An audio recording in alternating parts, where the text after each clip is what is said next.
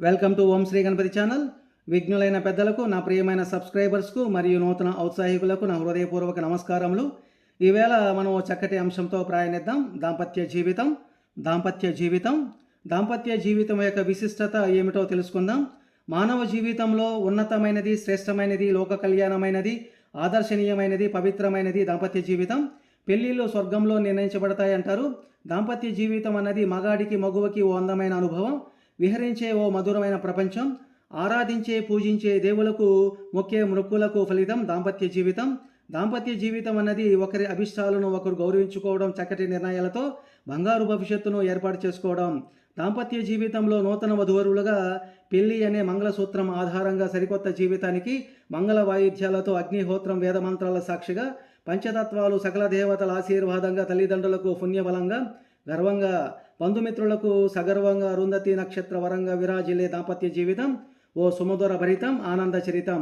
అట్టి మహోన్నతమైన దాంపత్య జీవితంలో విలువలు, సంస్కారాలు మరచి పరిష్కారం లేని కుటుంబ వివాదాలకు దారితీస్తున్నారు.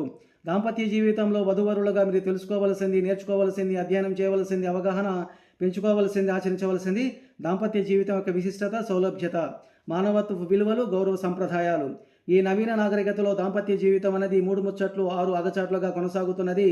భార్యాభర్తల మధ్య 3 నాళ్ళకే సమన్వయ లోపం, ఆధిపత్య పోరు ప్రయాణిస్తూ అత్త పెత్తనం, కోడలి దూకుడు మధ్య వివాదాస్పదమైన జీవితం, అత్తగారింటి తాళలేక కట్టుకున్న భర్తను సైతం పుట్టింటికి తీసుకెళ్లిన వైనం, పుట్టింటి వారికి పెనుభారమై ఎటుపోవాలో తెలియక మీమాంసలో పడిన జీవితం.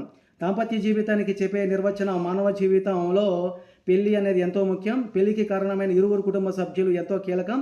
వారి మనసులు, మన్ననలను పొందడం మీరు చేసుకునే అదృష్టం. ఆ అదృష్టానికి మీ దాంపత్య జీవితం అన్యోన్యంగా సాగించడం అంతే ముఖ్యం. మగువకు అత్తగారిల్లే స్వర్గధామం.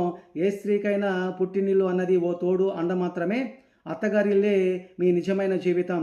అసలు సిసలైన జీవితం అత్తగారింటి నుండే ప్రారంభించాలి. మీ కుటుంబ వారసత్వము అత్తగారి నుండే మొదలవుతుంది. కట్టుకున్న భర్తకు చేదోడు వాదోడుగా ఉంటూ, అతని ఆలోచనలో బలంగా ప్రేరణగా నిలుస్తూ, మీ జీవన సౌలభ్యానికి, సుఖజీవన స్రవంతికి ఇద్దరు ఏకమై ఒకే మనసై జీవించినప్పుడు మీ దాంపత్య జీవితం సుఖమయమవుతుంది. అత్త విభేదిస్తుందనో, సమాజం ఎక్కిరిస్తుందనో, భర్త అజమాయిస్తున్నాడనో కారణాలు చూపి మీ అన్యోన్యమైన దాంపత్య జీవితానికి పరదాలు వేసుకోవద్దు. జీవించే జీవితానికి, అనుభవించే దాంపత్యానికి ఉండవలసినది ఓపిక, సమయస్ఫూర్తి. ఓపిక మీ దాంపత్య జీవితానికి నిలకడనిస్తుంది. సమయస్ఫూర్తి తేదీప్యమైన మీ జీవితానికి వెలుగులు నింపుతుంది.